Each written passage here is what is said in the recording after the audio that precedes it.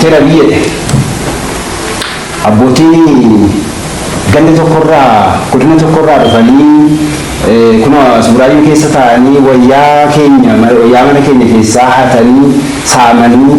ittiin jeeqaa jiran suni mana hidhaa galanii mana hidhaa turan jennaan manni hidhaa gadhiise maaliif gadhiifamanii gaaffii gaafachuuf carraan gaaffii hin jiru yoo gaaffii gaafattan obsanii qabu kana keessattanii lafaa ka'ee gaaffii gaafadheennaan gaafa isaan nu cufan walgahii guddaadha akka biyyaatti akka addunyaatti kan geggeeffamu waggaa keessatti hin jira sanatti gaafa nan ka'ee gaaffii gaafadhu maayikii harkaa fuudhaa fiigaa maayikii harkaa fuudhaa jedhanii maayikii fudhanii harkaa fudhanii innis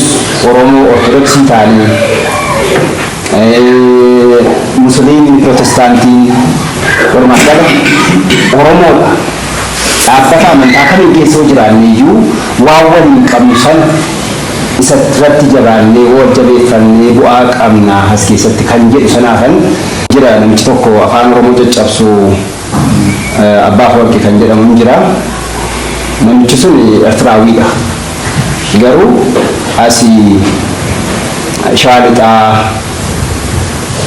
Jaajii keessattidha kan inni dhalatee guddatee abbaan isaa garuu achi dhufaniiti. Afaan Oromoo dubbataarraa shaggar irratti halaqaan isa nuun hin qabnu beelaa dhangaa beelaatu nurra jira. Please ani waan tokkoon isin yaadachiifachuu barbaada. Fiizikaadhaan gaafa nu ilaaltanii waan biraa isinitti hin fakkaatin nuuni. Uffannaa keenya gaafa ilaaltanii waa biraatu sitti dhaga'amuu danda'a. Sababni isaa madaan jira. Madaa walumaan qabna. Wanti isin haasoftan anuma keessa jira. Anaan na bitaa. Amantiin waan keessatti guddadheedha. Gaafan guddadhu Musee mata akkas ture. Museen achuma keessatti guddateetu mana mootii sana keessa ture. Saba isaa kan hin taane keessa ture. Garuu immoo hin quuqama saba isaatiif. Achuma ta'e nyaatuma mootii nyaachaa mootiin sana fakkaachaa saba sana fakkaachaa garuu keessa isaatiin immoo saba isaa warra Ibrootaaf quuqama ture waan ta'eef ooleen bullee abjuun isaa yookaan immoo hawwiin isaa sun nama bakka ga'eef qofaasaa namni Gibxii fi Ibrootaa tokkotu wal lolaniiti kan inni isa yaada isaa keessa ture. Eessatti dhalatee akka gatames waan beekuuf waan isaan irratti godhan waan beekuuf harma haadha isaan kaasanii akka harma haadha isaan oonee harma haalagaa akka inni hodhee guddatu waan godhaniif sun keessa isaa waan jiruuf saba koo wajjin rakkina fudhachuun haa wayya jedheetu gara warra nama Ibrootaa sana goree nama Gibxii sanallee akka inni miidhee baqatee baqattummaadhaan ba'eedha waan ta'eef akka ittiin fudhadhaachuuf kanatu nu keessa jiraayyutu jara san umriima keessa jiraannetti gaaffii gajjallaadha kaanee baadiyyaama keessa jiraannu keessatti gaaffii gaafachaa gaaffii keenya qabanne gara aanaatti dhufnee aanaarraa gara godinaatti dhufnee bulchiinsarra hojjennee umrii keenya kana keessatti akkanatti hin argamne hammi kun warra qabsooti akka ittiin nu hubadhaati. Isa kanatu ititeetu bara 2015 amajjii gaafa 14 si yaadachiisuun malee nama beektu nun garuu sana dhaqaama sanaadha akka ittiin nu baraachuufidha. Waan itti takkaa bu'amuu hin dandeenye siyaasis itti bu'uudhaaf dhaqee waan rakkisu nun keessuma teenyee waan itti buuneef asii shaakibba lixaa keessatti akka Oromiyaatti lafa Oromiyaatti irratti mudannoo Oromoon geggeessuu qaba. Isaan geggeessan sana kanuma ta'e isaan sodaatan kanuma waan ta'eef gaafa nu geggeessinu waan ta'e beektu law akka waan lafa kun galagalee samiin gad dhiyaateetti ta'ee hundumtuu gurraacha uffachuutu ka'ee waan baay'eetu ta'ee banneerra hidda dhiiga keenyaati jarri kunii hidda dhiiga keenyaa kutanii jiraachuu hin dandeenyu waan jedhaniif yeroodhaaf egaa siyaasa mootummaattis dhaqanii waan adeemaniif mootummaan immoo siyaasa ineema eeggataa xiqqooma ishee sana keessatti miidhaan isaa dhufeen irratti lafa dha'ee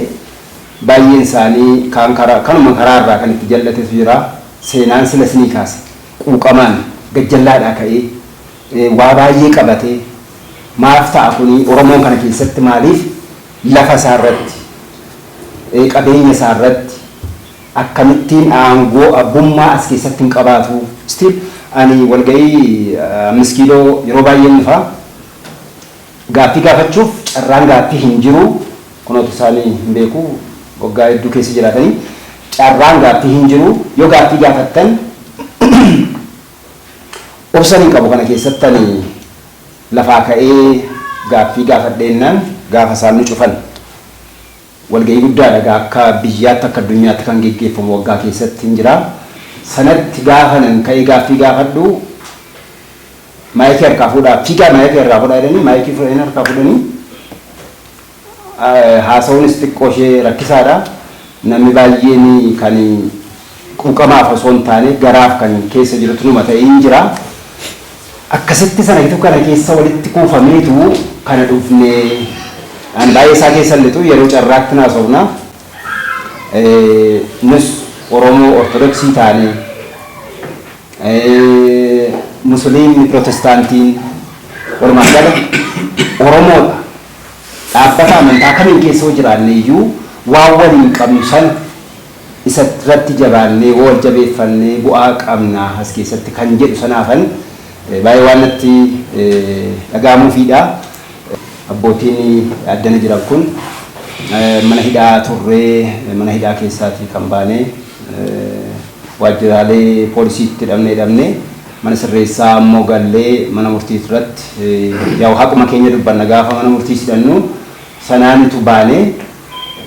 yoo yaadattu taata waan isin yaadachiisaa Dr. Abiy walga'ii guddaa akka mana amantaa Ortodoksiitti waa walitti qabaniif qabu walitti qabanii yeroo isaan mariisan inni jira namichi tokko afaan Oromoo caccabsu Abbaa Afawarqi kan jedhamu hin jira namichi sun Eertiraawiidha garuu asii Shaalixaa Jaajjii keessattidha kan inni dhalatee guddatee abbaan isaa garuu achi dhufaniiti afaan Oromoo dubbataarra Shaggar irratti halaqaan isa nuun hin qabnu beelaa dhangaa beelaatu nurra jira naasofna garuu inni garuu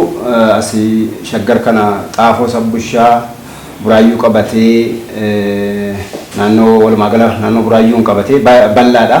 isatu bushaa maaliin isin jechuuf hin jedhee walga'ii sana keessattitu Dr. Abiy jedhe abbootiin ganda tokkorraa godina tokkorraa dhufanii kunoo Buraayyuu keessa taa'anii wayyaa mana keenya keessaa hatanii saamanii ittiin mijeeqaa jiran suni mana hidhaa galanii mana hidhaa turan jennaan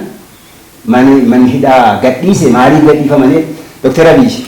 waan aannan ta'e nu qabbaneessu tokko dubbatanii turan nuni dhimma amantaan fiddanii as keessatti kan kaasaa jirtan manuma amantaa